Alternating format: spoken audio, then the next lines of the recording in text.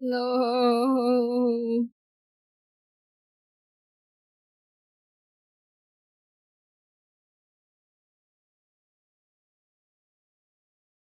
I return.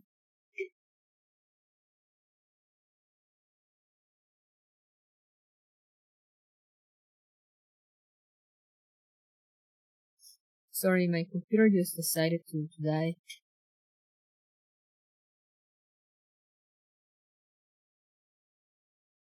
I don't know why. The Innsmouth case.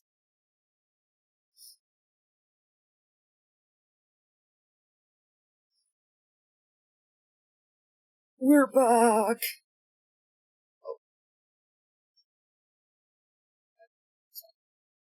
I'm gonna lower the quality a little. Just in case.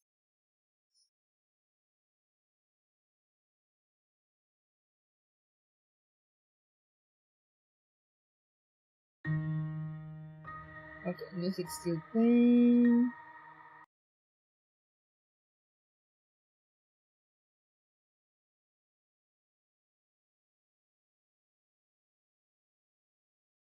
Also, all my stuff preset, like all my audio levels and everything. I don't know why. Makes no sense.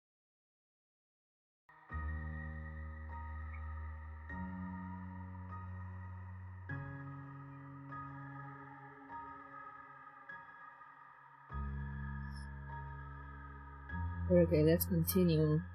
I'm just gonna speed read all this.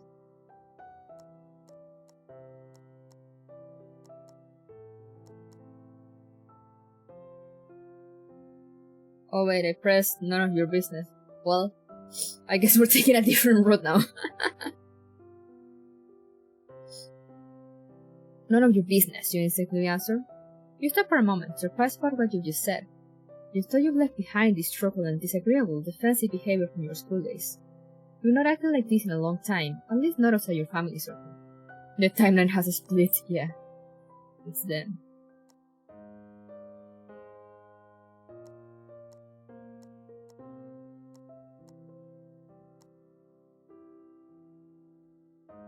Okay, that was because he was sniffing. And we run after him.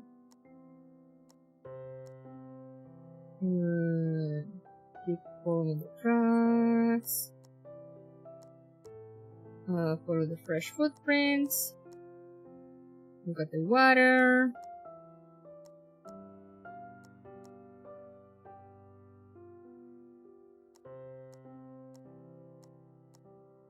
We're back with the girls.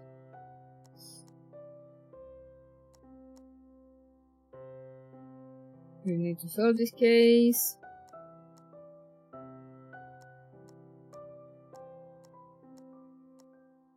And I was going to... I was in this choice, I'm pretty sure. So,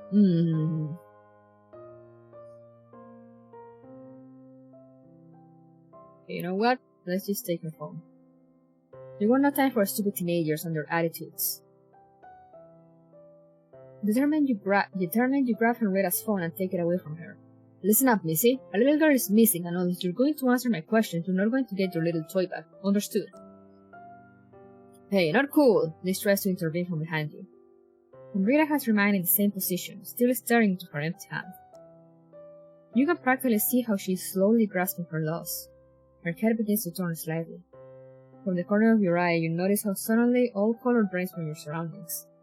A gust of wind whips into her face and causes Henrietta's hair to explode into the air like some sort of volcano. She opens her eyes and mouth wide into a wild grimace, her pupils expanding. Without moving her jaw or tongue, a sudden surge of dark, inhuman hints sounds from her mouth. Around you, dead birds start falling from the sky. What? What? You can taste blood in your mouth. I know TikTok has scars. We have made mistakes. Do we return the phone? What do you guys say? Sure, we face death.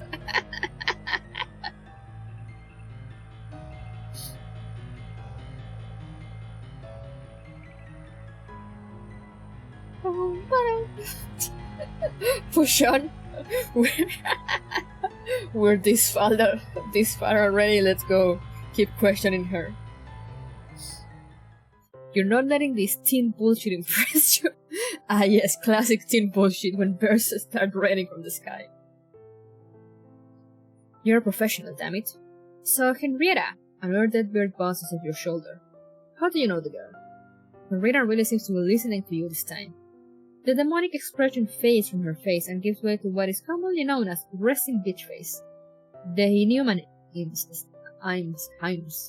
stops. Okay, that didn't end so bad. That's cool, she mumbles. Okay, what else? Did you last see her? Did you notice anything strange? Come on, kiddo. You will definitely not become friends. She looks at her cell phone again, which you are still holding tightly. And then, with great reluctance at your face. But at least she's talking. Was in the same class as my little brother Archie. We'll play together sometimes, down in the fire. Then her mother started making a fuss, saying she can't go out anymore. Now she gets private lessons. Hardly leaves her house, just like her mother. I don't know, whatever. She didn't come over to us anymore from then on. I live, bitch. There you go. Thank you for your cooperation, young lady. You hold out her mobile phone to her and Henrietta greedily takes it back. My precious! As if nothing had happened, the surroundings and weather come down again. Only the dead birds now seem a little out of place. A little.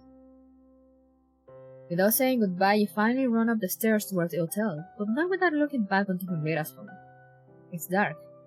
She's been staring at a blank screen the whole time.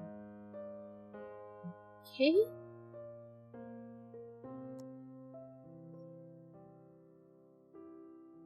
That's not sus at all. The Gilman Hotel. Okay, now we're at the hotel. You recognize its roof from afar, and after a long walk, it is now before you in full splendor. The Gilman Hotel. At least it's easy to see that it once must have been a gorgeous building. The hotel resembles an old English country estate, but in its present state, it will be suited as the setting for a very predictable film about teenagers and chainsaw killers. Wild and withered ivy has a thin grip on the walls and obscures the details of the richly decorated facade. A gallery of gargoyles, melted into unreal shapes by acid rain and acidic pigeon droppings, lines the roof. The many window panes have been neglected for years. Only in a few places has a small area been wiped clean in order to see outside. There are 2 cars in the parking lot, a vintage car with large rust spots and a large grey van. The kind of van you've always been warned about as a child. Oh no. Don't go into the white van.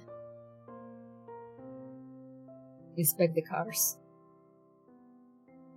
You look around again just to make sure that the people who own the cars aren't hiding somewhere with their shotgun at the ready.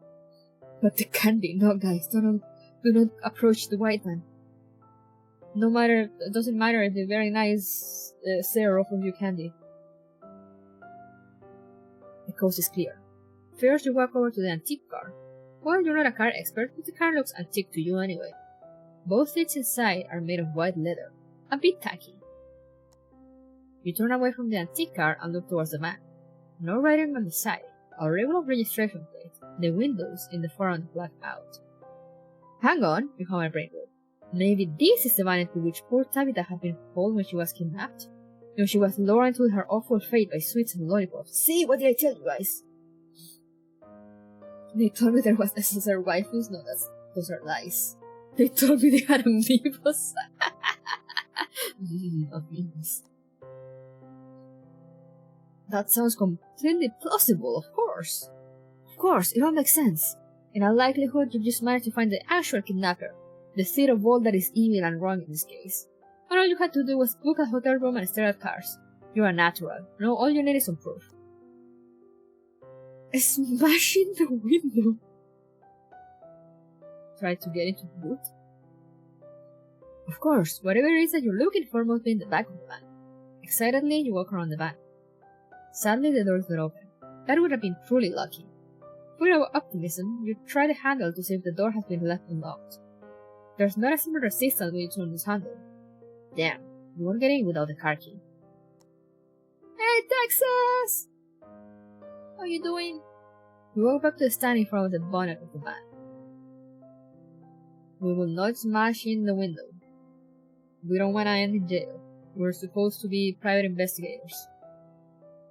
You've stayed in this parking lot long enough. You don't want anyone else to call the police on you. Maybe you should just go and book your room. You really hope the inside of the hotel has been looked after a little better than the outside, but you're quickly disabused of that notion. The massive wooden door is difficult to open. Shouldn't the staff be doing this anyway? With a loud creaking sound from the hinges and an exhausted puffing and panting on your part, you manage to open the door and enter the lobby of the Gilman Hotel. You wonder if guests are even welcome in this place. The room is sparsely lit. There are impressive chandeliers hanging from the ceiling, which, if working, would perhaps not quite give the grand hall back its original splendor, but at least convey more warmth. Your first steps tell you that there are rotten floorboards hiding under the thick carpet. The green wall paneling and wallpaper also appear rotten and musty. Welcoming. Sort of wet. Very cozy. No way am I going to take this moldy down. I mean, it's a small town. I doubt there's anywhere else. Let's go to the reception. Oh, hello, good sir. Before you let yourself be distracted by the questionable interior design and the associated health issues, you walk purposefully towards the reception desk. A small greenish creature stands behind the counter. The loudly humming ceiling lamp above hardly illuminates his silhouette and gives his face hard edges.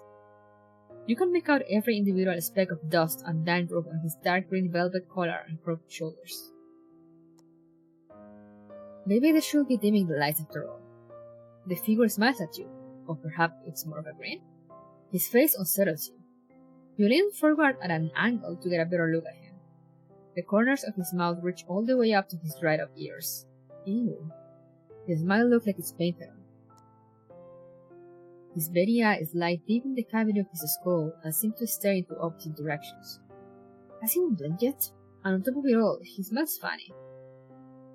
How may I help? You're startled and take a step back.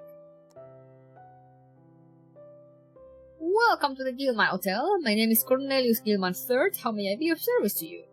Cornelius Gilman. The man's gaze remains unchanged, and his unnatural smile still seems to be etched into his face. You're still surprised that he can talk with that expression on his face. Just a moment ago, you could have sworn he was an inanimate puppet. It's like now he's not speaking. What is wrong with your face? You have beautiful eyes. Yes, of course. You have beautiful eyes. Okay, no, you know what? Let's go with that. Let's compliment. Maybe we can get a discount. You have beautiful eyes. You whisper and lean over the counter. Any plans tonight?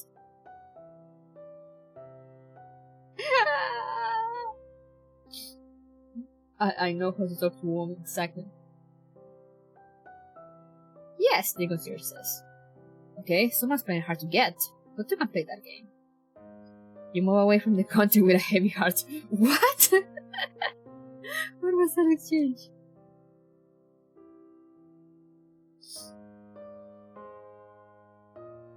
Michael, what? I would like to book a room. You begin and manage not to blurt out in a different hotel. Perfect. The Gilman Hotel is delighted to be able to welcome you as its guest. May I ask whether you're in Innsmouth for business or pleasure? How long will you be staying with us? Red Letter Media. Will you prefer a view towards the beach or the skyline of our exciting town? When would you like to be woken up? Do you sleep deeply? Are you traveling alone? Do you have family? Who knows that you're here? Can I interest you in our spa, fitness, and wellness activities? Would you like to subscribe to our newsletter? Wait, back out. What were those minute questions? How long can you hold your breath? Excuse me? Answer all the questions.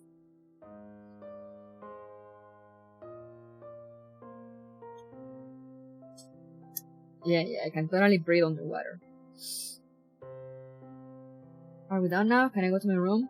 The concierge expression did not change a tiny bit from the duration of your conversation. Let alone did he blink. Thank you very much. That was all you need to know. Now all you need to do is sign here. He tilts his strangely shaped head over to the guest register. Impatiently, you sign with Noob Slayer 555. See, you're going to get drowned now. I'm sure it's fine. Yondo. Let's go, I'm gonna be the Noob Slayer 555. Flanked by X is perfect, yeah, exactly. Sadly, we're all booked up this season. There's only one spare room. Here's your key for room 666. Oh, fuck. Enjoy your stay. You look at the key which has magically appeared on the counter, then your eyes slowly wander past the man to the wall, where countless other keys are hanging. Sus. What now? Book wellness sessions. Seems like good luck.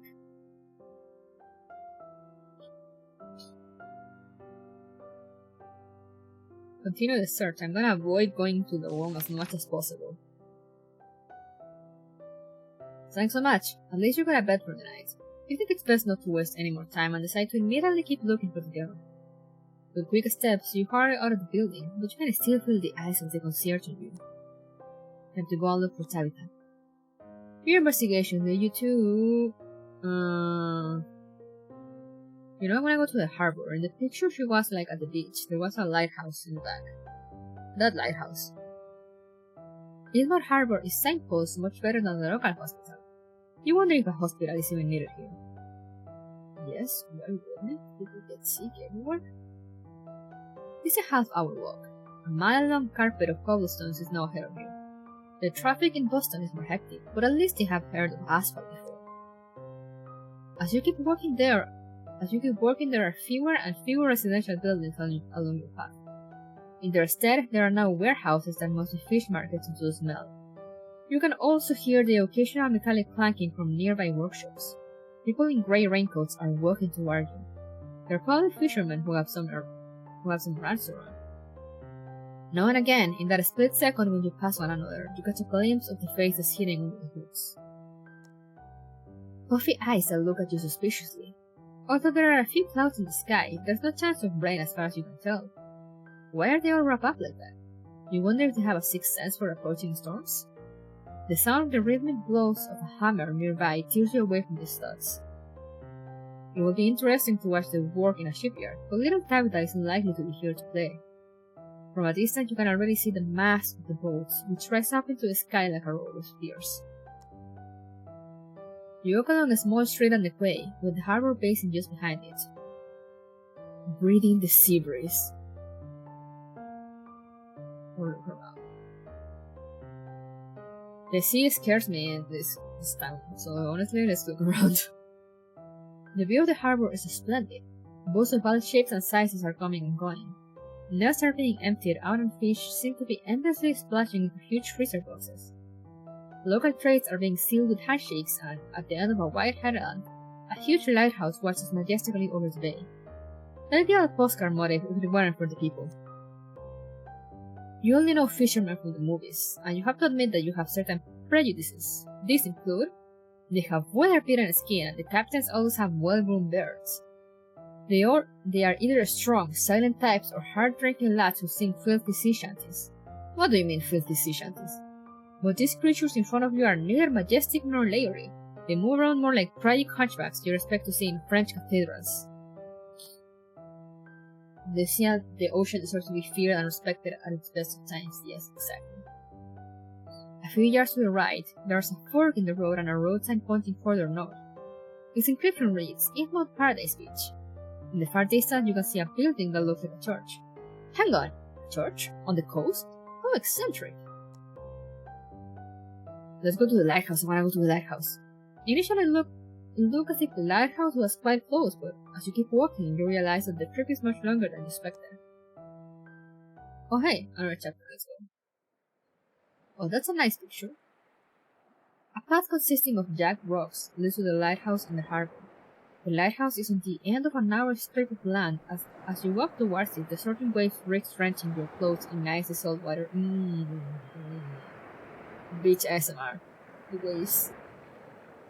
It takes all your concentration and some balancing not to wipe out on the slippery rocks.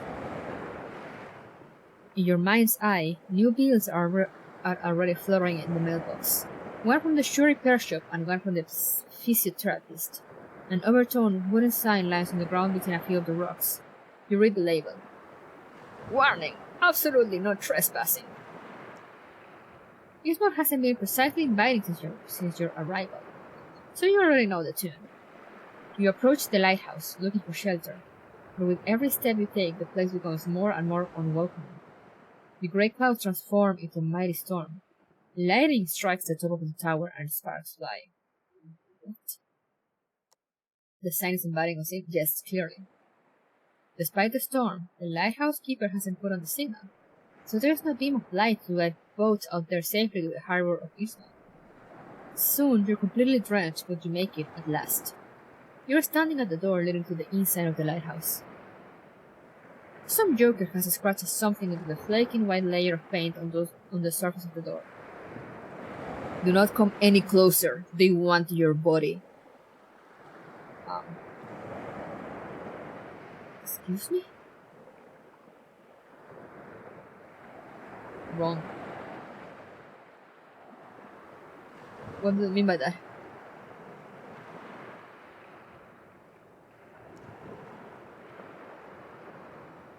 Oh, the thunder, the moon.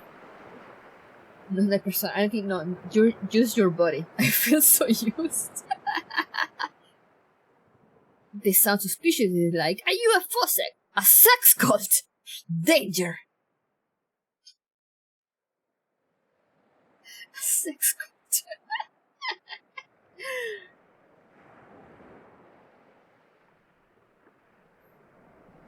Sex cult, you say? They will want your body. I know, right? Sounds pretty feasible. Of course it's a sex cult. One hears about these sex cults all the time. Oh no, where?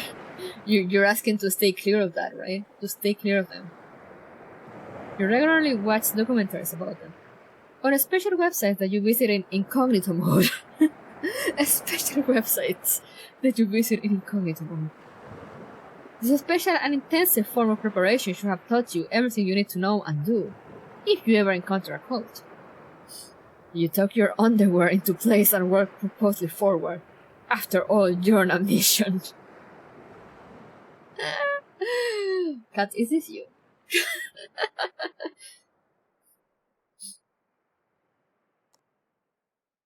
You consider the dangers that this dilapidated old building may hold. A fragile building about to collapse. UFO intruders with aluminum hats. Sex-hungry, mindless and naked cultists. House dust. Not to mention the missing girl that you need to find. Still, how often do you come to a place like this? Almost automatically your hand comes to rest on the black iron door handle and pushes it down slowly and carefully. The door opens a crack, giving you a small glimpse into the neglected interior of the lighthouse. Darkness. Enter, let's go. You have no fear. Unsure what to do next, you peek into the darkness. It's a dark, tall building. A very, very tall and thin building, admittedly. It is highly unlikely that the lighthouse will collapse today of all days. Unless this is what you keep repeating in your mind, like a mantra. You step inside. That's a dead flag? No, it's fine, I'm sure it'll be fine. It's dry but cold. The icy, still air cools your shivering limbs even further. A spiral staircase leads up to the higher levels and to the top of the lighthouse. On higher floors you can see round windows in the side of the wall, through which thunder and lightning throw brief flickers of light. Even the lowest corridor catches some of this light, so that you find yourself not completely in the dark. There are also some lamps that wind up along the banister. The black and white tiles on the floor have probably not been cleaned since the dawn of time. Storage boxes are cluttered around the place and take up about a third of the area of the ground level. To your astonishment, the walls of the lighthouse consist of a solid stone foundation. The metallic, red and white painted exterior cladding must have been installed sometime later as a modernization measure. You think that a sex cult in here is now a bit unlikely, but you do not want to give up hope just yet.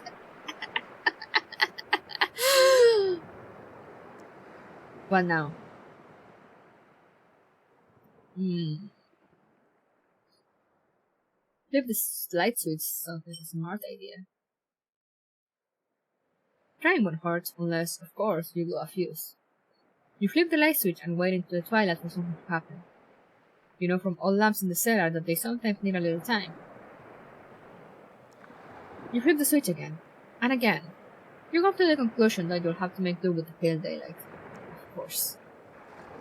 As you look more closely, you realize that there's an inscription just above the light switch. Oh, let's go. You manage to make out. Activate to close the electrical circuit. Electricity powers many machines, especially for those giving off light and warmth. Indeed, that is how light switches work. Yeah. Well observed, strange person who wrote on the wall. Inspect the boxes. Considering that the lighthouse is easy to reach from the port, it strikes you as odd that there are all of these supplies here.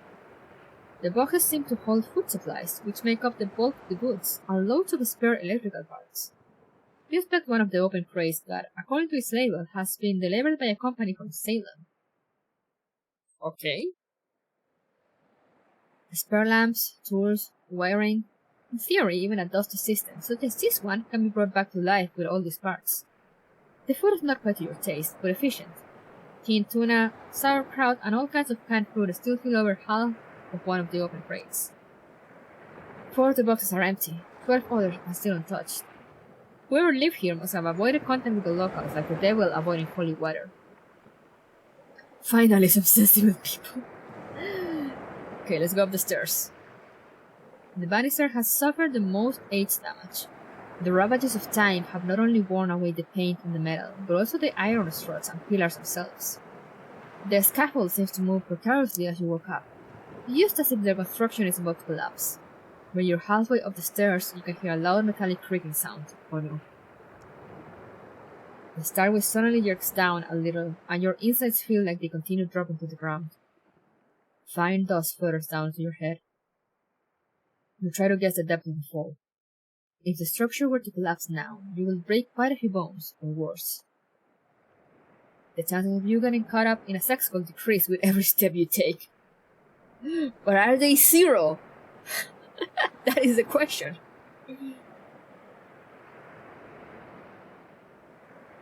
Let's keep walking. We'll take a dumb decision. We'll just keep walking. Just because the core of the spiral staircase is a bit loose, that doesn't necessarily mean it's going to collapse, right? And perhaps it's just the residual alcohol in your bloodstream that's causing everything to spin? What alcohol? You carefully continue your way to one of the higher floors. About 30 feet above the entrance hall is the first mezzanine floor. A metal plate in the core of the spiral staircase will also provide some stability if the whole thing wasn't so damn rusty. You can see a plain bed, a desk with a telephone, a chest with drawers, and a wardrobe with an embedded mirror. A Persian carpet is laid out over the ribbed metal floor, a pathetic attempt to make this room a little more homely. At least there is a window on this level. Rain pelts against the glass. The weather outside seems to get worse and worse. You hesitate. Inspect the room more closely. There's not much to explore here. Some neatly folded sheets and bedding have been placed on the bed. Awaiting a new inhabitant, perhaps? You turn to the desk. On it are a few envelopes and an atlas. The envelopes! You grab an envelope from the stack. Your fingers glide over the rough, fibrous paper. In the faint light, you can see how yellow the envelope is. Either this is a specially made paper from the craft shop, or these letters are pretty old. The envelope is not sealed, so you fish out 10 $100 bills and a piece of paper with strange doodles that don't make sense to you. Is that a language? The characters are too chaotic for a normal text, going across in rows and back again. On the back, you find a small text in English. Means of payment necessary for the purchase of goods and services, valid from to. With some doodles instead of a date. Maybe it's art? The only question is whether you're going to pocket the money or not.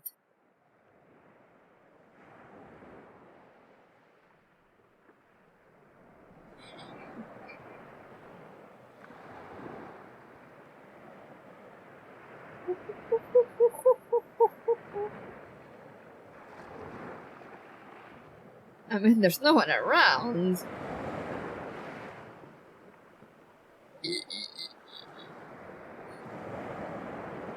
The envelope had not been sealed, not a soul around for miles, and you need the money badly. You briefly try to convince yourself that the money might go off. There seems to be something of a shelf life implied. You can't think of any better arguments, and even those you'd be hard-pressed to accept as an excuse for your behavior. Hastily, you stuff the bills into the side pocket of your jacket. That's where they are now, right above your heart. You put the scribbled paper back into the envelope, because that's exactly how you found it, precisely like that. A little bit of tasty deft, exactly. Let's inspect the atlas. The atlas, from 1984, is still in amazingly good condition. You think that it had been sitting here on this desk for decades, waiting just for you. You look through the table of contents and then flip through the atlas. I don't know how to say that word in English. Some pages are marked. Areas in Antarctica and Australia are marked with strange colors. Why? In addition, pages about the United States, the state of Massachusetts, and the surroundings of Innsmouth are marked. A yellow road map of Innsmouth has been stuck into these pages like a bookmark. The lighthouse is marked. For what? On the last page you will find an entry. Landmass distribution and political territories, valid for, followed by a series of the same course. You put back the book how you found it. That's not creepy. Inspect the bed. Doesn't look super cozy. There's a note pinned to the headboard. Place of rest. Used for sleep cycle and procreation rituals. Okay. Traditionally used during the nighttime. For care instructions and terminology, check. The rest of the note is not legible and covered up by strange scribbles. Why is someone left notes here about how to use a bed?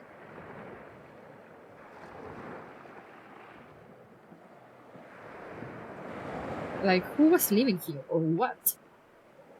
Let's pick the telephone. It's an old telephone with a dial plate. Use your fan, you pick up the receiver and get a dial tone. Sometimes you need instructions. Next to the phone is another note. And you have instructions sometimes for your bed? A very normal human. Communication apparatus. Connects acoustically to other similarly constructed equipment after the identification number is entered. Identification numbers can be obtained in person or from the central register provided. Who needs to know how that works? And a phone, too. Under the phone are two old books dating back to the 70s.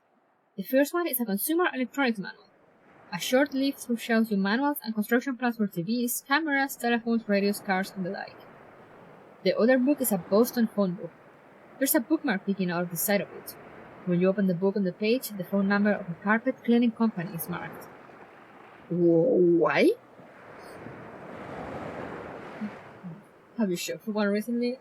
Actually, no, I kind of want to, but like, yeah, we start looking at all the options, and it's like, I don't know what any of this means. You can make neither head nor tail of the matter. Call the phone number. On a whim, you decide to call the number. Maybe someone on the other end has an explanation for all of this. You know that it's very likely that the shop is bankrupt and the connection has been switched off. After all, the number is from the early 70s. Prank call. Hello, this is Foxe. To your surprise, there's a signal and it seems to ring at the other end. After 4 or 5 rings, someone actually picks up the phone. But instead of a voice, you hear a series of strange clicking noises, as if a giant cricket or an angry lobster were at the other end.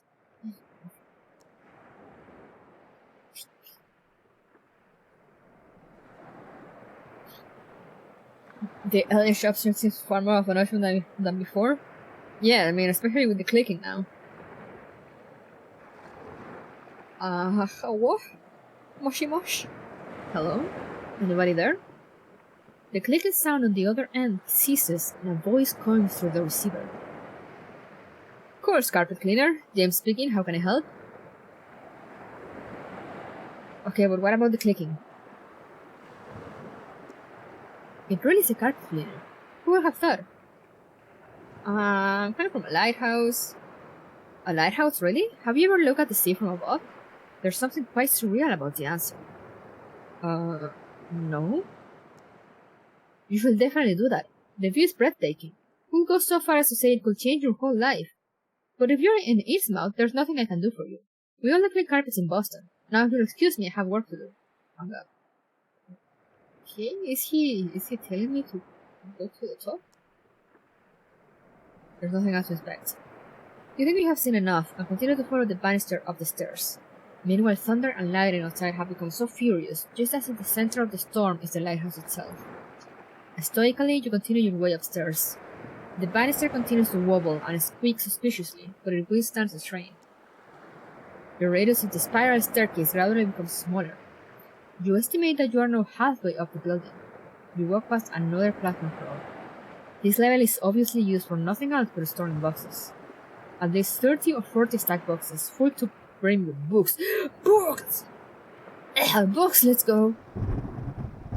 Holy crap, that scared me. Seeing all these books causes a warm and fuzzy feeling in the pit of your stomach due to be sick.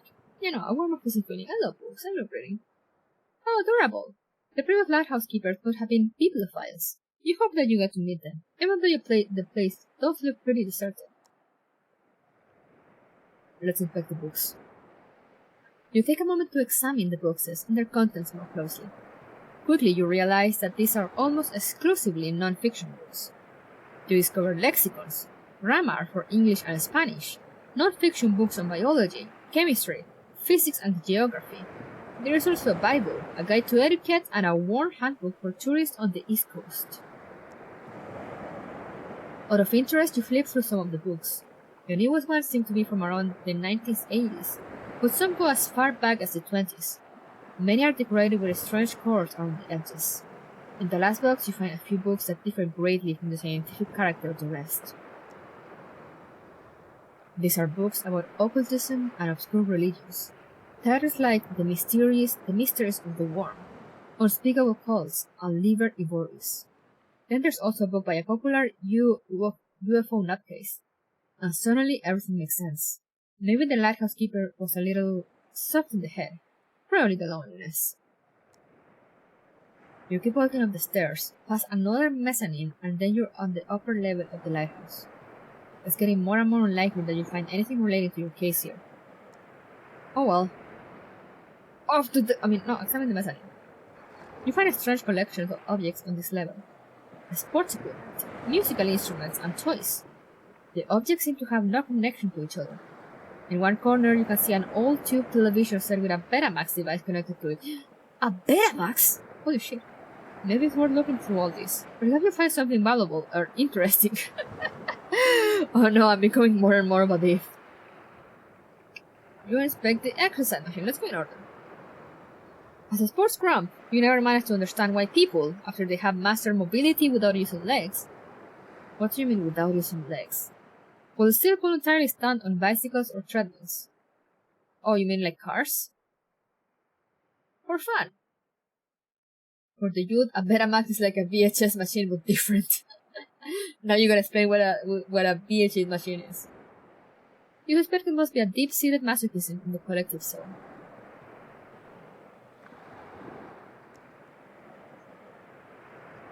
The sports equipment includes a bicycle trainer, a treadmill, and a device that simulates climbing stairs. The latter seems particularly pointless to you, as this tower by God already has enough stairs. In general, you do not understand why all these devices have to be carried up, all the way to the second to last floor. Yeah, why not keep them at the bottom? In addition, all this sports equipment looks like it's hardly ever been used. No, I do not have a cost collector. The Betamax was the one audience that matters. Thank you for all the contributions, guys! Let's go, we're 25% there for the next watch along. Let's go. I'm just gonna go, thank you for the poster check and the hydrate. I do not have water anymore, I'm gonna go get more. Water! I'll be right back.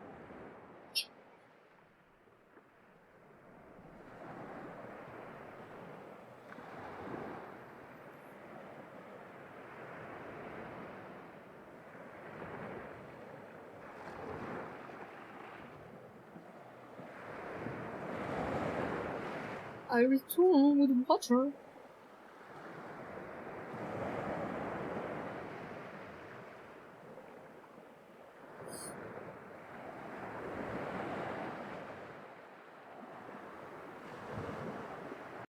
movie.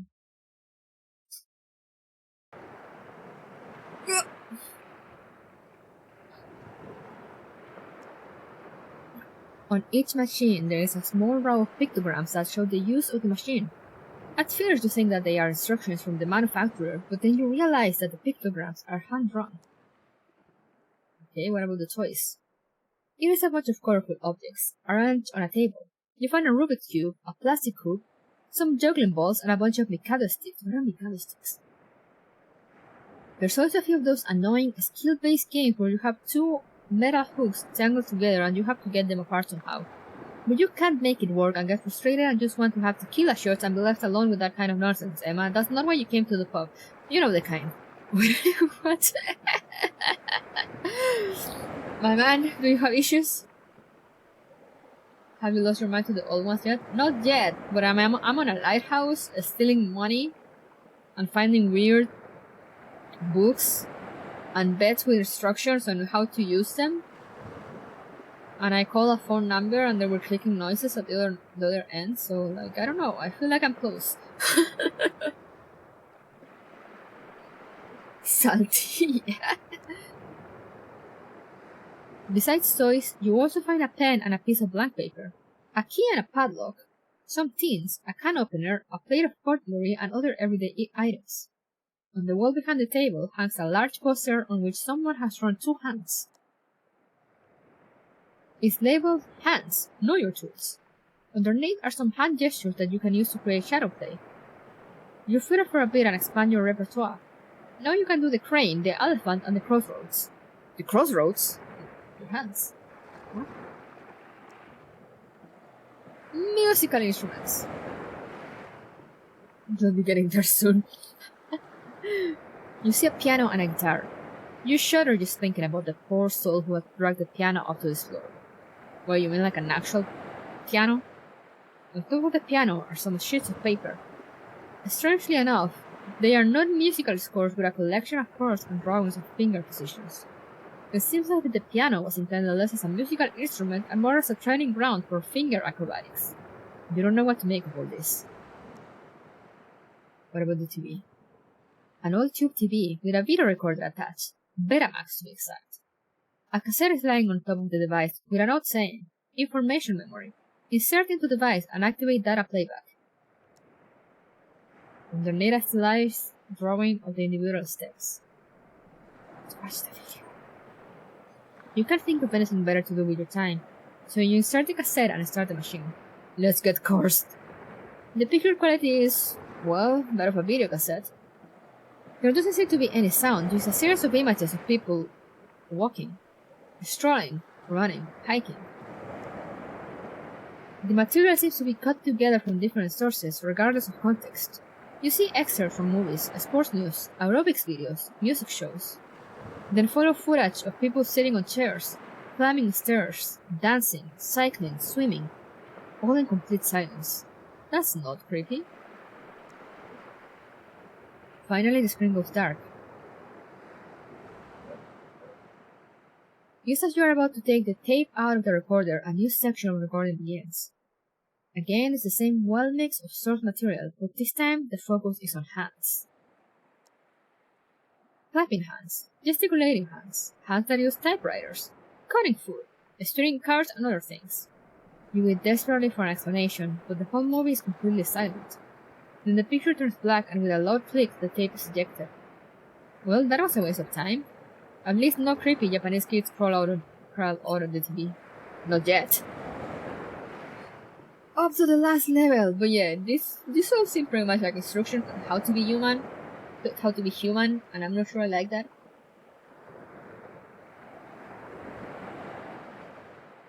The last steps are always the hardest. Or was it the first ones?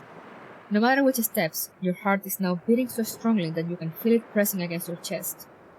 Once you're back home, you should really consider a healthier lifestyle. At last, you have reached the top floor of the lighthouse. Dull glass windows separate you from the thunderstorm outside.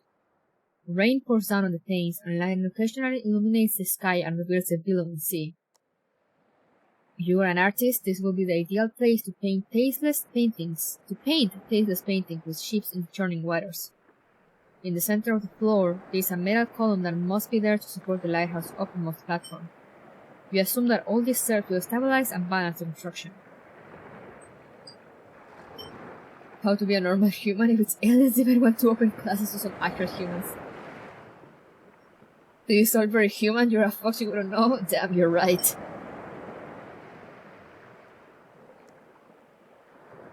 But you have to call me out like that. Apart from that, the floor is completely unfurnished. Sheets of paper with strange doodles are fixed to some of the window panes. Pencil portraits of people, trees, houses, dogs. Around each drawing someone seems to have made notes, but you can't make out the language. You wonder if it was a destitute artist who lived here towards the end, or some sort of Russian sleeper agent. Another ramp leads to the top of the lighthouse, where the actual lighthouse apparatus must be installed. You walk up the steep stairs. All these Russian sleeper agents. Someone had to. You've done it. You made it to the top of the lighthouse. Not in a million years did you think that this job would take you to such an exciting place in a boring coastal town.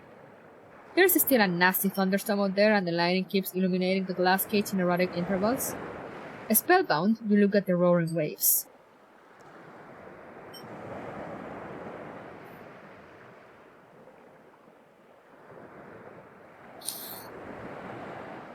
Here we go. They're beautiful. The powerful and steady movement of the waves, the foamy salt water splashing up oh so incredibly high. You're so enticed by all that majestic beauty that you almost wish you were outside now, to feel the fresh sea breeze on your skin. But wait, why did you come here again? You try to tear yourself away from the endless spectacle of the sea and turn your attention to the center of the small glass dome. It is then that you make a curious observation. The lighthouse has no light at all. There is no light construction that could rotate in the direction of the harbor or the sea. Not even a flashlight on a microphone stand.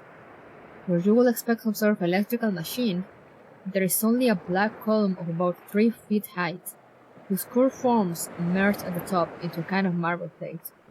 An altar, a voice in the back of your head informs you. There's a cube on the altar. That thunder noise always scares me. Leave this place immediately, look at the cube more closely. The cube. The cube. Look at the cube. The cube calls. Intrigued, you walk closer. The material of the cube must be bronze.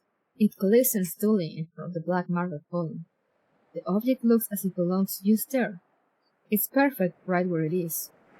Everything looks as if it's been made from one piece. What you first thought was some arbitrary decoration turns out to be hieroglyphics. Cranes, simple tools, knowing eyes. Curiously, you walk to the column on which the cube rests. What are Egyptian hieroglyphs storing in a lighthouse on the east coast of the United States? Your fingers are itching. The time cube. Do we take the cube?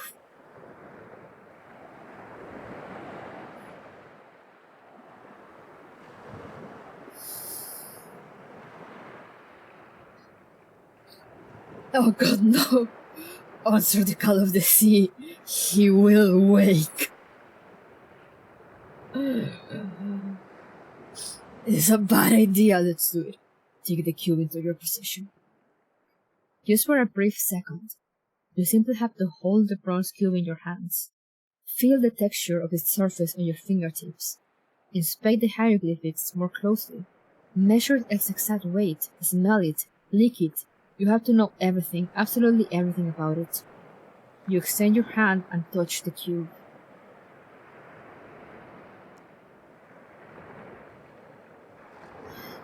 And now you can't let go of it again. It seems to have melted into your skin, or somehow attached itself to you. Yes, it has sucked itself onto you, and it continues to suck. Your consciousness and your soul, everything is now trapped in a never-ending slipstream coming from this cube. You feel like you are caught in a mighty vortex that pulls you down deeper and ever deeper. All of a sudden, you have a strange out-of-body experience and start to see yourself from the perspective of the cube. You feel something unbelievably strange beside you. Some sort of being has emerged from the depth of the vortex and is passing you by, to flow in the opposite direction. Your soul is swallowed by the cube and something strange occupies your body, loosens the last anchors and pushes you over the edge. You cling desperately to your mortal shell and then your consciousness starts to crumble. For a brief moment you think that, from the perspective of the cube, you're looking at eyes that no longer belong to you. Then everything goes black. You are his.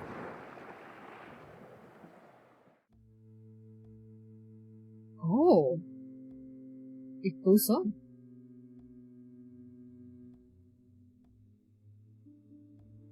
As you wake up from breathless dreams, a bright light shines into your eyes.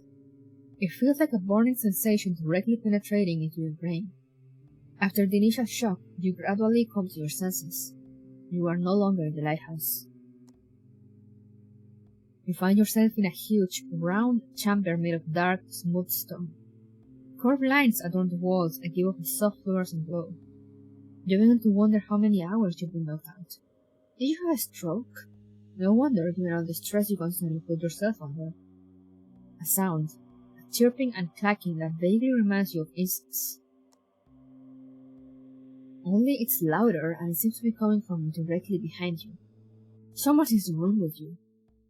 You turn around quickly, trying to find the source of the clacking sound, and you regret it immediately. New mission objective: find and kill your old self. Take back your body.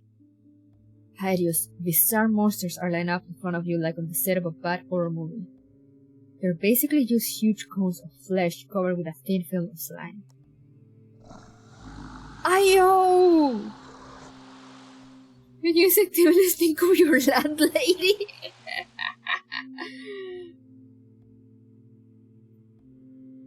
Does that look like anyone's landlady? He's precious.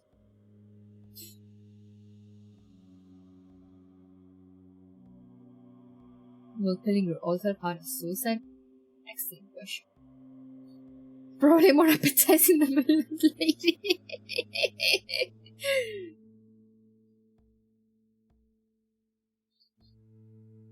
Slugs. I fear it will be landlady. Fond memories from a hot evening one August. Mrs. Voldegord was once again upset about a missing payment, scolding you and at the same time sweating in the yellowish light of the evening sun. Sweat formed on her face and collected on her upper lip. You were completely hypnotized by this sight, which was not conducive to the ongoing rent negotiations. For right now you have other problems. I am confused whether you were staring in disgust or something else, but I will not ask questions. The flesh cones are a bizarre sight. Your mind is having trouble processing what it sees. At the top of the flesh cones there are 4 tentacle-like growths, each ending in a different organ. 2 form huge, sharp claws that appear to be clicking incessantly. Another one ends in a jumble of trumpet-like tubes, and a 4th one forms what you think is the head of a creature. Or the head of the creature. A round organ with 3 eyes, a set of feelers above, and a ring of tentacles just below. Half a dozen of these creatures now stare at you from their bright yellow eyes, flicking their scissors menacingly. One of the beings breaks away from the group and comes towards you with his claws raised. You do the only rational thing. You start to scream.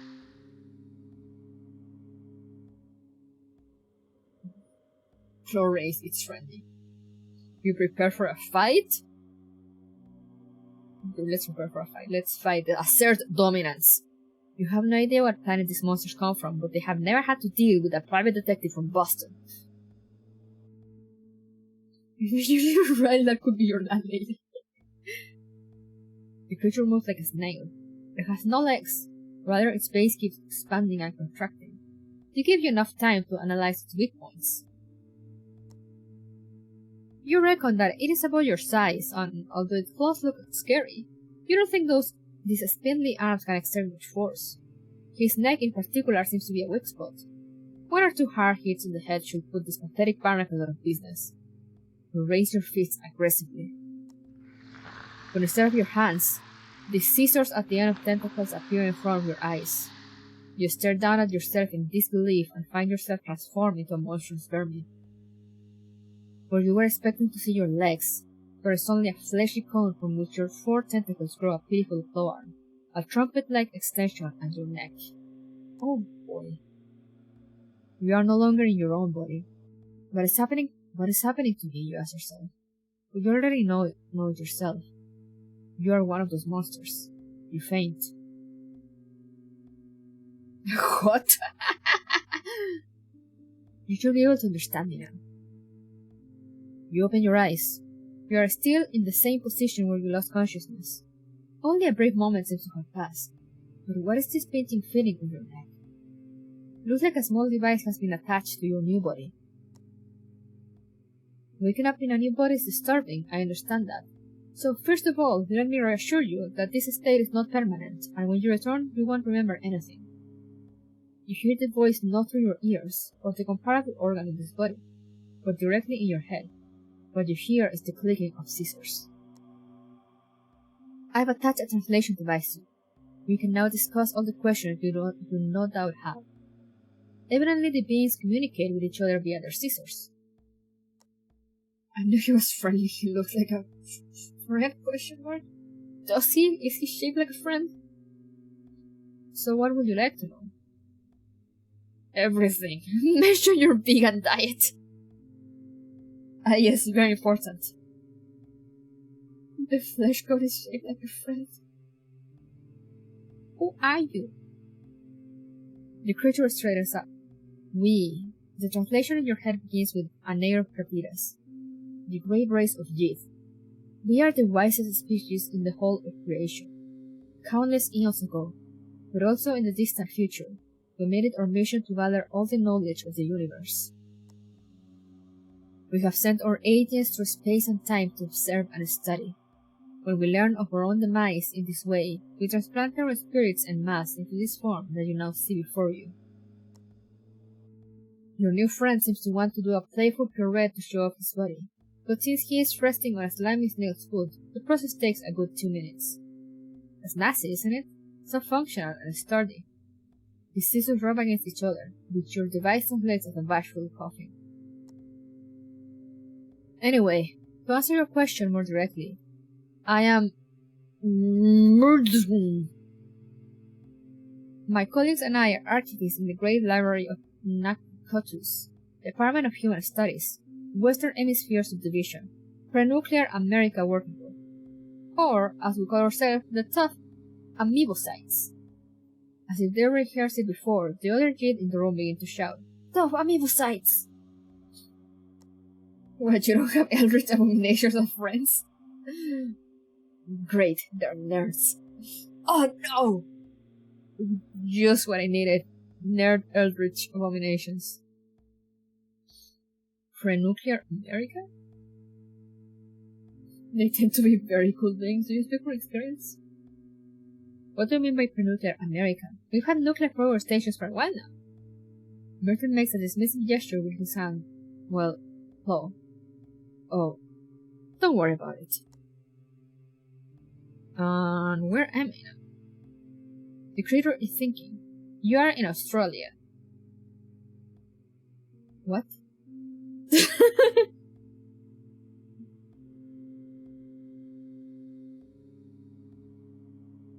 What do you mean Australia? Where are they hiding in Australia?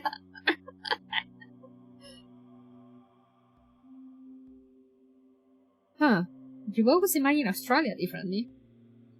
The important question is, when are you? He's one of the beings from further back in the room. That scans. The creature close to you abruptly turns its long neck towards the heckler. Damn it, freak! That's my favorite part of the newcomer lecture. Don't spoil it for me. Although you do not yet have much control of your new body, you can apparently roll your eyes. Okay, when am I? But the creature in front of you seems to be in a huff. Man, it's not fun now. You are on Pangaea in the Permian period, in the late Paleozoic era, when in the distant future, Australia will one day arise. About 250 million years before we picked you up. Okay. Riley is in Australia. Yeah, but like in Pangaea. Okay. Time travel? Time travel through time? Now is the creature's turn to roll its eyes. To make this brief, yes, you did. Yes, like on TV, just completely different. No, we don't keep a record of lottery numbers. No, we have no interest in killing fascists while they're still children. No, we cannot start any paradoxes, the universe is predetermined, and free will is an illusion. Let's fucking go! Yes, that can be a bit depressing at times, but also very liberating if you think about it for a moment. Yes, we also know about Back to the Future. Any other questions? Yes, if you can time travel, why do I have to wait here for years for my body to be released? Would it not be possible to send me back to the point in time where your colleague leaves my body at this very moment? The creature nods slowly. Yes, you'd think. Yes, you'd think, wouldn't you? No further explanation seems to be forthcoming. Ask about the sports bets. I mean, sure. There must be some way to make money off of this situation. Fine, none of your numbers. What about the sports bets? The creature throws his scissors in the air in frustration. What is it with you people and sports? I once watched a 100-meter race done by one of our superdivisions, the 2 most boring days of my life. 2 days? Okay, what happened to my body? What has happened to my body? There's a little transform your thought into clicking sounds. You can only hope that the pressing nature of your question has not been lost in translation. Yes, that's the unpleasant part of the lecture. You touch one of our carefully placed transmitters, so your mind was switched with one of our agents. Carefully placed transmitter? You mean the cube? The cube at the top of the abandoned, unlocked lighthouse in the forgotten backwoods village in the middle of nowhere? I guess? The transmitter is placed in a way that ensures that it is only found by people who are not easily missed. While you are here, our agent is gathering vital information about your society and environment using your body. You are to remain here in his body and must wait until he has completed his mission. Then we will erase your memory so you won't take any of our superior knowledge with you and send you back. And how long does that normally take? The creature answers sheepishly. Oh, 3 to 10 years max. This information hits you like a kick in the stomach, which in this body seems to be at the bottom of the fleshy cone. It's a very unusual feeling. 3 to 10 years? You mean Earth years? What am I supposed to do in the meantime? Well, we've got a lot of things to read around here. Also, we'd like you to write down your life story for us. An autobiography for the Great Library, preserved for all eternity. A bit of immortality most beings in this galaxy dare not even hope for. Oof, indeed. Oh dear. But I'm on a mission! I need to find a little girl. People are counting on me. The creature looks at you with something that, even despite the strange facial features, you manage to recognize as skepticism. If your mission was important, why did you waste so much time in the lighthouse? I mean, you never know where you can find clues. Good question, actually. You need to accept that your mission is over. Try to use your time here productively. Called out by an eldritch being. Measure your vegan diet. I'm hungry. I only eat vegetarian food. Do you have good vegetarian snacks? The creature nods confusedly. A strange question, but yes. It is very important that the food is completely plant-based. Oh, don't worry. We are all vegetarians. There are no other food options. Our species has evolved to the point where we have been feeding ourselves for ages without harming other intelligent life. Somehow this answer doesn't make you as happy as it should. There's no sense of that usual feeling of moral superiority that settles in when you talk about your eating habits. You feel a little down. The youth plucks insecurely with the scissors. So, should I get you something to eat? Oh, never mind, you say glumly. I'm not that hungry after all. Fuck her. Okay, so no more questions. The creature seems to be baffled by this. Really? None? Nope.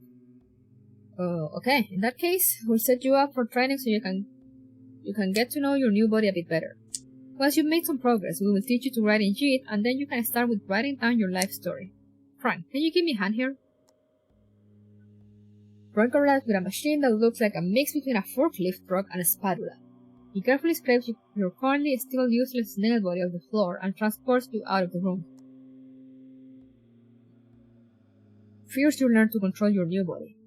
The trumpet-like extensions, which simultaneously serve as a breathing organ, mouth, and waste outlet, prove to be the biggest challenge.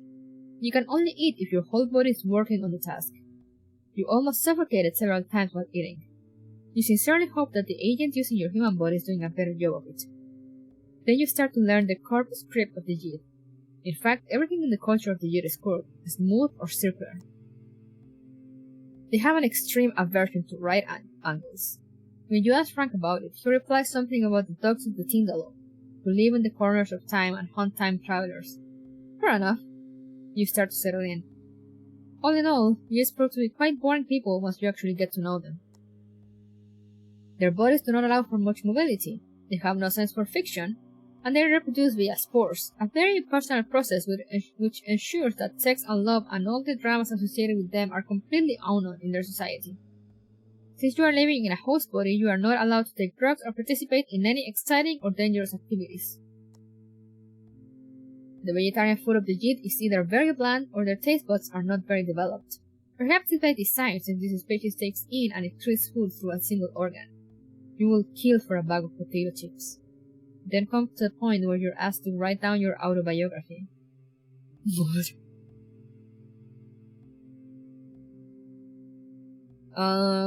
Should we write something exciting or write actually truthful?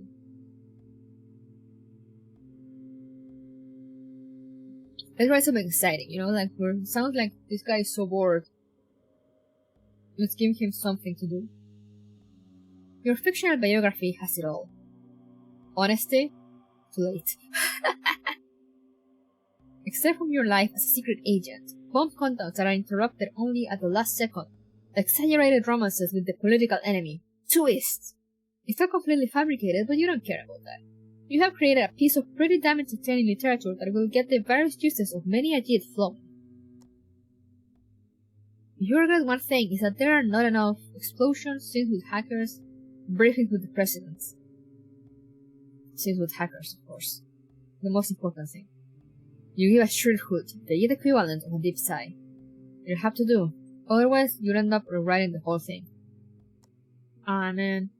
After a few dull months, it's finally time for a party. In a large hall, one of the archivists gives an extremely long and boring lecture on the importance of rapeseed oil in various human and post-human civilizations. All the JIT gather around small bar tables in the area and listen intently as they sip on nourishing slime, which is slightly sweeter than usual.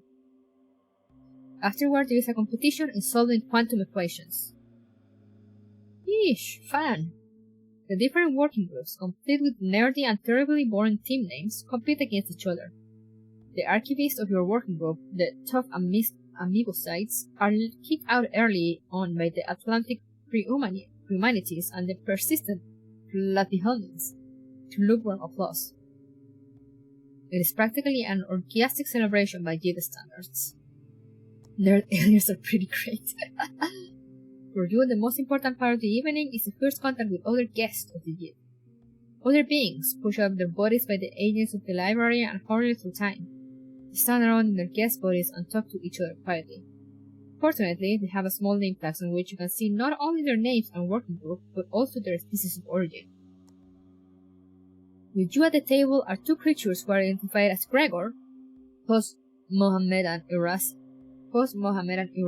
Homo sapiens, and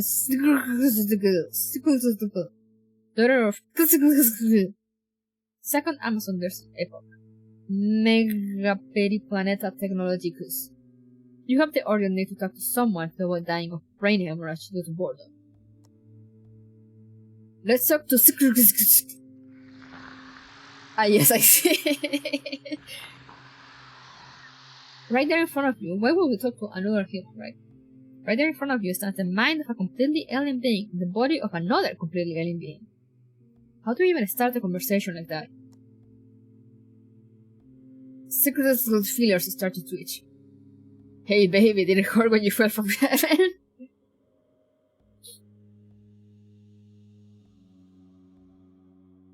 This game has managed to make humor. Yes, we're pretty fun. You need to work on your deep speech? I apologize. Can I learn deep speech in Duolingo?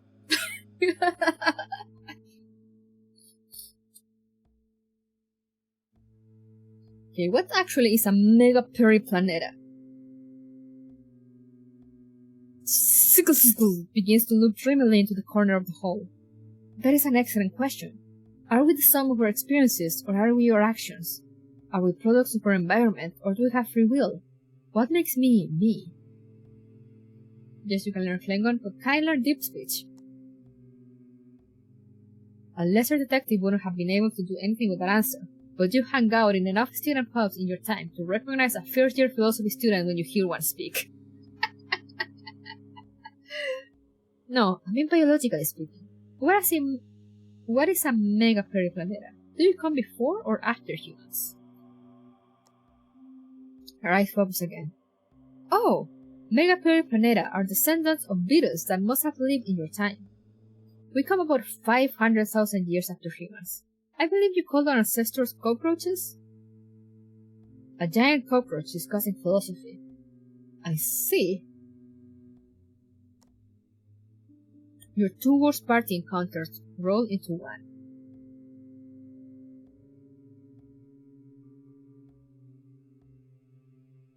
Okay, let's not settle on the fact that she's a giant cockroach. That's something else. Oh, never mind, take me back to the old questions. Let's just go stand somewhere else. Your instincts to leave this... That's not cleared with the giant cockroach. Your instincts to leave this place begin to gain the upper hand. I'm just going to stand somewhere else. You say by way of clacking your scissors and then move your fleshy body a few yards away from... Fine, she gets back. Let's talk to Gregor. He seems like a regular dude. Another human being. The first contact in months you've had with another person. You turn to Gregor. So, hi. It's nice to meet a fellow human being. Where exactly are you from? Gregor's huge head flops towards you. He seems to have been lost in thought, but you have the feeling that he is happy to have an opportunity to talk. Is this true? Another human being. I'm so happy to finally be able to talk to a comrade. My name is Gregor Ivashenko. I'm from Kiev, Russian. Gregor's head flops out rhythmically. Comrade? I love vodka. You clack your scissors perhaps a little too enthusiastically. Gregor's head tentacles twitch slightly. The universal interplanetary sign for who doesn't? Oh, this is bonding. And when are you from? Gregor's upper tentacle briefly twitches. Only a few seconds later do you realize that it was probably an attempt at a tired smile, performed by a person in a body that meets exactly 0 of the anatomical requirements for a smile. The last thing I remember is celebrating Labor Day with my friends. That was in 1980. I was promised that in 6 years at the very latest I will be allowed to go on with my life. And I will! Chernobyl, here I come! Oh no. Nobody tell him. Sheesh! Luckily, you're currently in a robot jet body because your human face will be chalk white right now. Wait! Chottomate!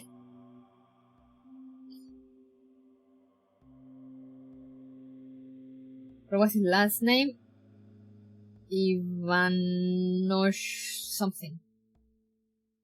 I think this is one of the liquidators. Wait, what liquidators?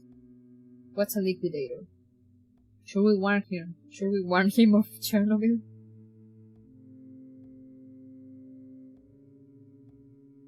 Is there a point in warning him of Chernobyl?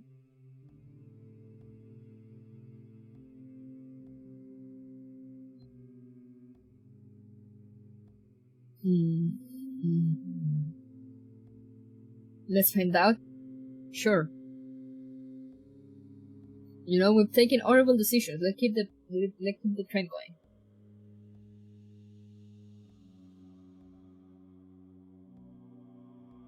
I'd stay away from Chernobyl, mate. You warned him with a slow clacking of your scissors. What? But why? He gasped back. At least now you have his full attention. He'll be fine. Well, Chernobyl, you continue, everyone knows about Chernobyl in my time. Gregor's eyes widened. Yes? Why is that?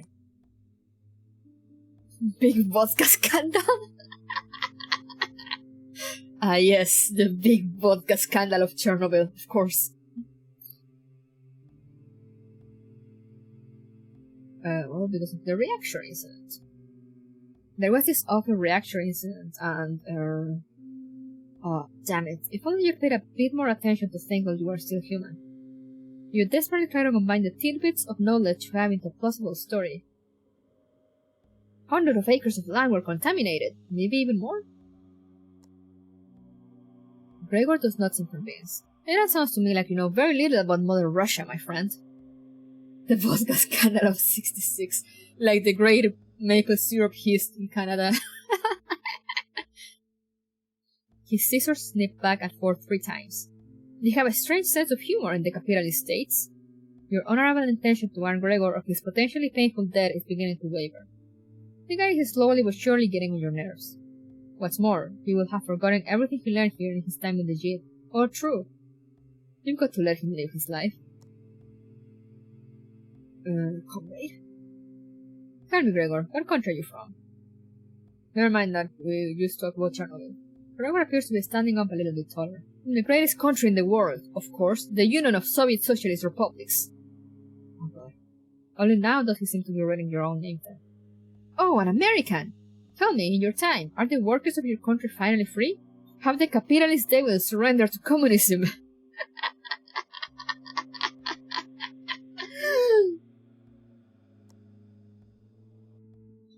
He's waiting for your answer. Robin, I got terrible news.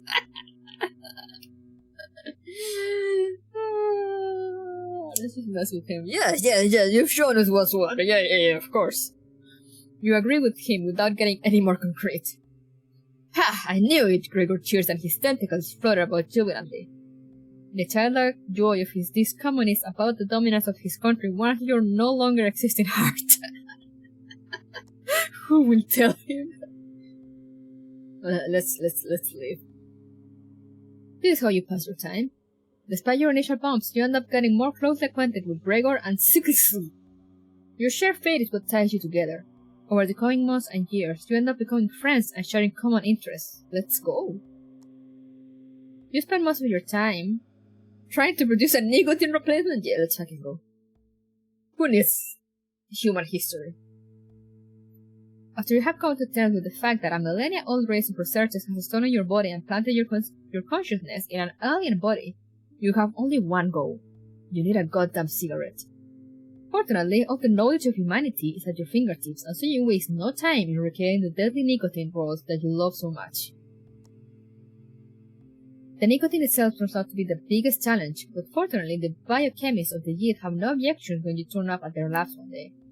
With single-minded focus and ambition, you experiment with plant samples, bacteria, and carnivorous viruses to create the drug you crave so much. Let's go. Breaking Bad. The Enterprise gets momentum when Gregor finds out about your project and insists on supporting you. After countless plant samples collected from now-perished planets have been destroyed in your experiments, you finally manage to produce a synthetic nicotine-like substance which you roll up into a bit of ancient parchment. It's only then you realize that a JIT without a mouth or a lung system is incapable of consuming a cigarette. Oh. Bad. Are we going to destroy a whole race of time-traveling race of science nerds with tobacco? No, because apparently they can't even smoke.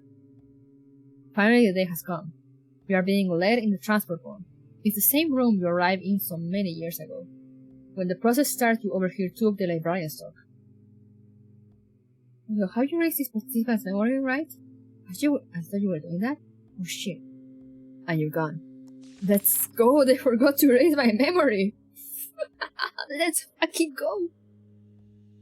You wake up, as you have woken up many times before, after drunken nights out in some dive bar, after awful parties at which you drank yourself into a stupor, but Stephen this time. The flickering before your eyes ceases. The agony and disorientation give way to a sense of clarity that you have rarely felt. They must have a cure for cancer by now. Your normally slightly hazy thoughts are clear. Not a shallow pond, but a crystal clear lake. Your memory is filled with knowledge from intensive studies you have undertaken in the great library. So much knowledge. Are we gonna start a cult now? Your gaze wanders through the room in which you find yourself. The room sits there calmly between these four well-known walls. You are at home on your sofa.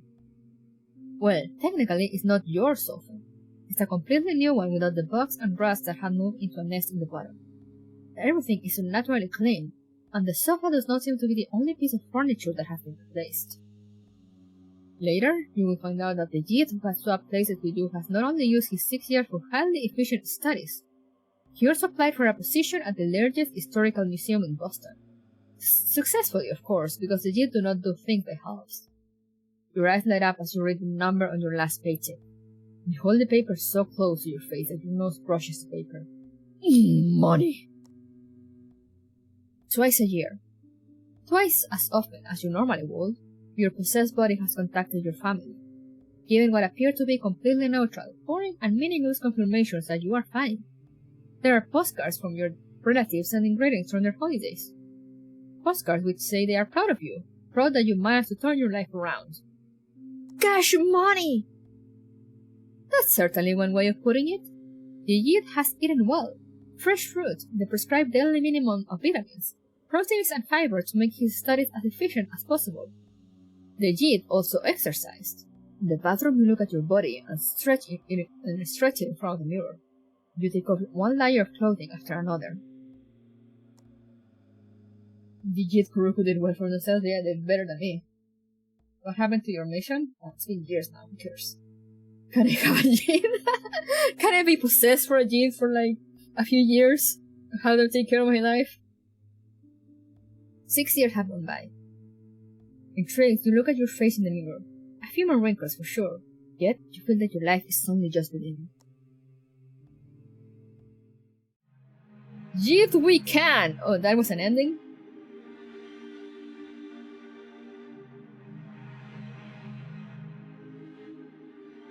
You spent 6 years of your life among the Jid, as if you had anything else going on. You did it! I did it!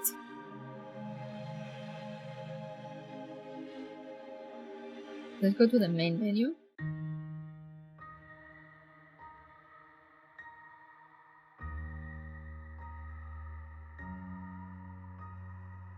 I wanna see what happens if I decline everything to the lady.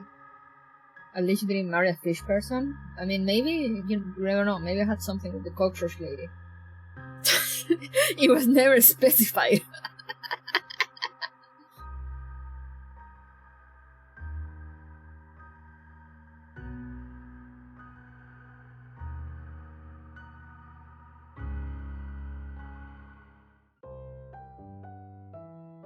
Oh no, this is not what I wanted.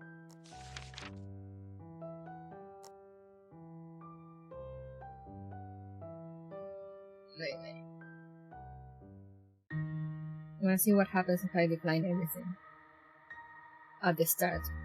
Like I don't let the lady in and then I decline and decline and decline.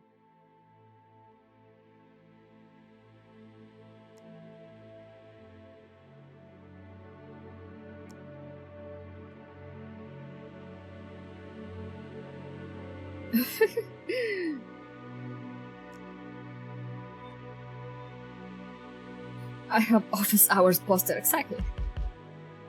Don't make a sound. You freeze and hold your breath. No. Nobody will ruin your well-deserved evening. You're as quiet as a mouse. You listen intently. The woman just outside the door knocks again. Your pesky clients. I can see you through the window. Pretend to be a statue. This is messing with your evening's well-deserved relaxation. You are still not moving, so with a little luck, the stranger will give up and leave you alone. You hear the doorknob twist. Hide under the desk! Not on your watch! With cat-like reflexes and a speed you usually only reserve for eating chocolate cake, you dive under your desk. Your nose presses against the worn office carpet. You really should clean up at some point. You hear someone enter the office. If you're trying to hide from your clients, you should make sure that your big butt isn't sticking out of your hiding place. Idiot. You hear her walk away. The door slams shut. She's gone! You did it! Not only can you finally go home, but you also found some small change and a half-empty tobacco pouch under the table. Today wasn't so bad after all. You look out of the window at the parking lot. A glamorous woman gets into a rental car and drives out of the parking lot at full throttle. You wonder what she wanted. Whatever it was, you will have to wait till Monday. Mission accomplished! Finally, you're stretched out on your couch. A black and white mystery series flickers on the TV. Your blood alcohol level has reached that pleasant point beyond no longer able to drive, but is still well before everything that went in has to come out again. Next episode, the TV asks rhetorically. Sure, go ahead. Next episode, to serve men. You sigh. If only the supernatural will knock on at your door. You sure as hell wouldn't miss that opportunity. Let's call it a day. You reject the mission. Adventure thanks, but no thanks.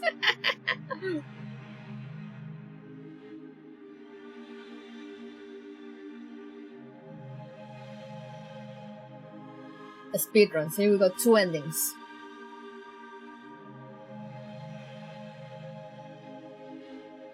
Easy peasy.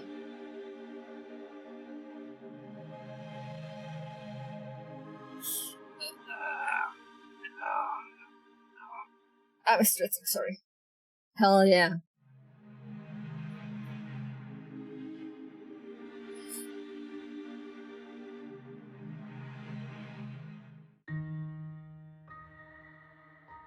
Wait, it's a fun game.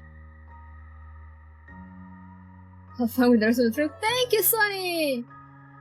Why is it's not working?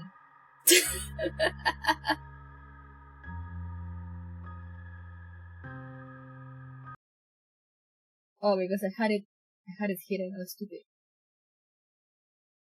Sorry about that.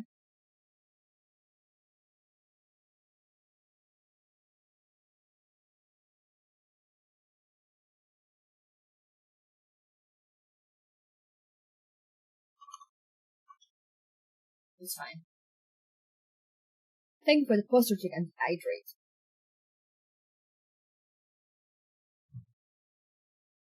Yeah, let me see. How did I prove things on myself? There we go.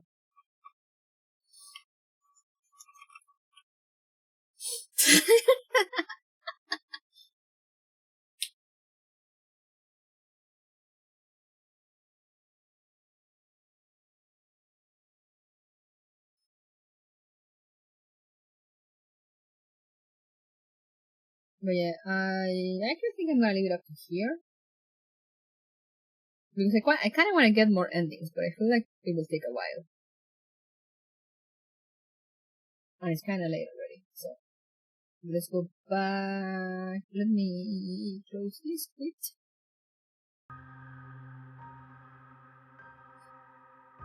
Two victories in a row, good place to end. Exactly. We only had good endings. So what else could I ask for? Nothing. We tasted nothing but victory.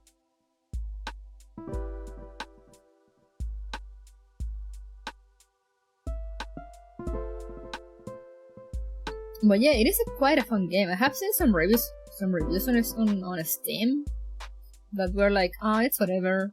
But I thought it was really fun, and it has a lot of endings that you can get. I'm gonna share the link once more.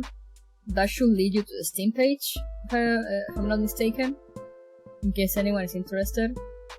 In case anyone wants to get all the 27 endings, or 25. I could definitely see this in book form. Yeah! Yeah.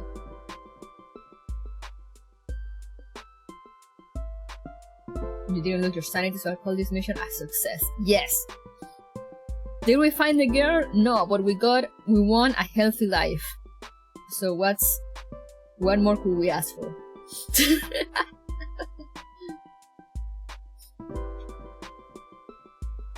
Right?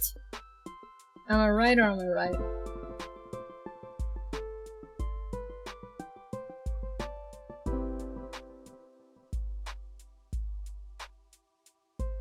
Is it better than every one of my COC games so far?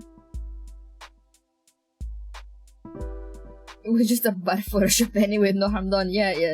Clearly the girl was not real. It was just some Photoshop image.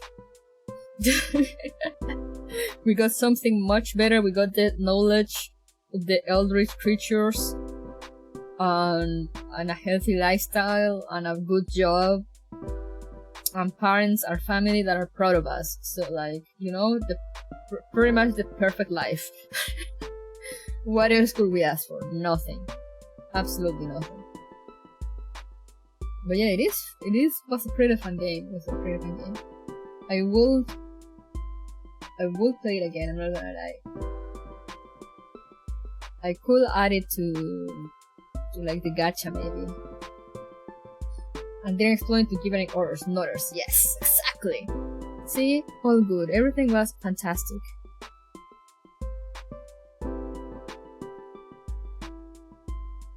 And you help your friend Ivan. Yeah, I mean, we'll try to help Gregor.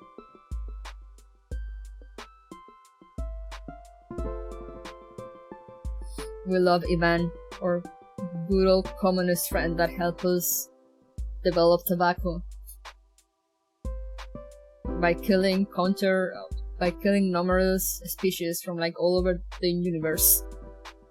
But we managed to make a cigarette, so that's what matters in the end. Am I right? Sorry for the little hiccup there. I don't know why the computer does that sometimes.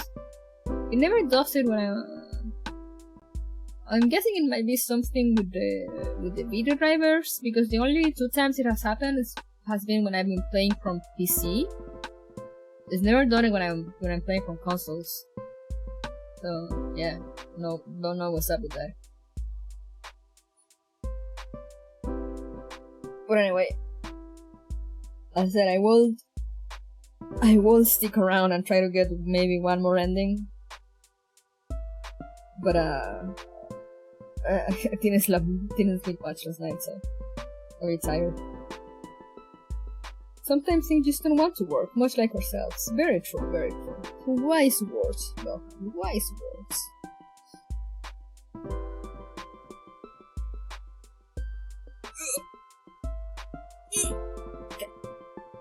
But yeah, so that's gonna be all for today.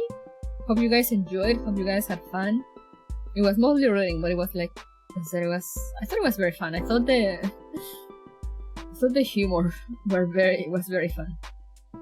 I mean, of course, the humor was fun. Me, 2022. But yeah, let's rate Maple. She's still going with her game talk with friends. I'm ready. Yes. But yeah, I'll see you guys again this week. This week I will see you on Friday for Danganronpa on Coco's channel. Then on the weekend I'm gonna be doing a lot of things. I'm gonna be playing Tales on Saturday morning, then Whole Life Error Saturday night with Maple. So prepare your ears for that, and remember also that that's gonna be on YouTube.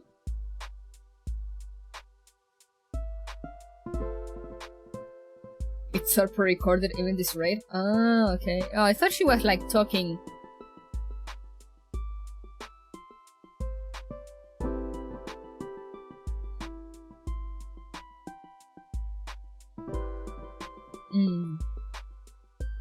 I don't know then.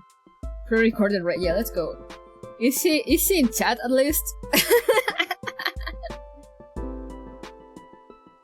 She did it off-stream record to make sure it didn't box. Yeah, no, I know. But like, I thought she was gonna be like talking or something. Okay, if she's in chat, it's fine. But yeah, and then on Sunday morning, I'm gonna play Yomawari Night Alone, which is a game that I've been wanting to play since like fucking forever. It's a PlayStation Vita game. So like, imagine how long I've been waiting to play that. And I'm gonna be playing that with Adamaris from Konikoto, so look forward to that. And then I might show up here and there, I'm not saying anything, but I might be around, around with the moose. Just saying. I don't know if she has said anything about her plans for her countdown stream, but yeah, maybe there, home.